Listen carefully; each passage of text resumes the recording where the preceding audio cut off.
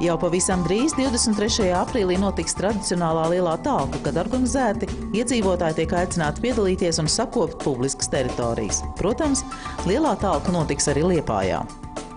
Arī šogad ir tāda organizācija, ir tāda pati kā jau visus iepriekšējos gadus.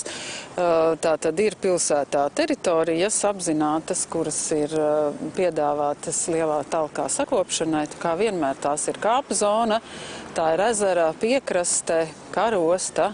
Un katrā ziņā visās pilsētā ir teritorijas, kuras sakopt, un ir arī tātad iedzīvotāji, uzņēmumi, iestādes, organizācijas, kas ir pieteikušās un tātad piedalīsies lielajā talkā.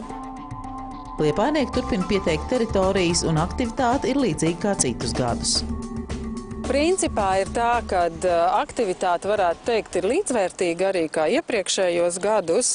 Un, ja tās ir uzņēmumi, iestādes, organizācijas, ir dažādi. Protams, kopja arī savas teritorijas, bet te pašā laikā arī iet un tātad šīs publiskās teritorijas kopja. Tātad tās arī ir tās pašas, ko es jau nosaucu.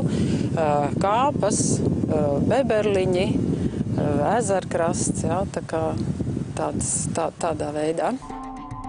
Protams, arī šogad būs maisi, kuros varēs savākt atkritumus, lai pēc tam centralizēt nogādāt tos poligonā bez maksas, samaksājot vienu noteikto dabas resursu nodokli un pievienotās vērtības nodokli.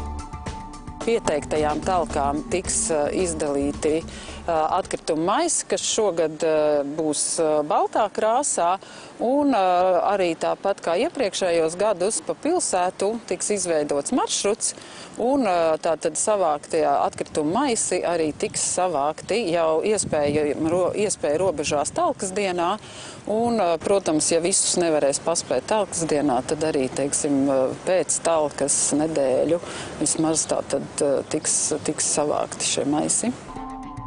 Aicinām visus tos, kas vēl nav izdomājuši vai piedalīties lielajā talkā, tomēr izdarīt izvēli par labu talkai, jo katras divas rokas noder, lai mūsu apkārtne kļūtu tīrāka.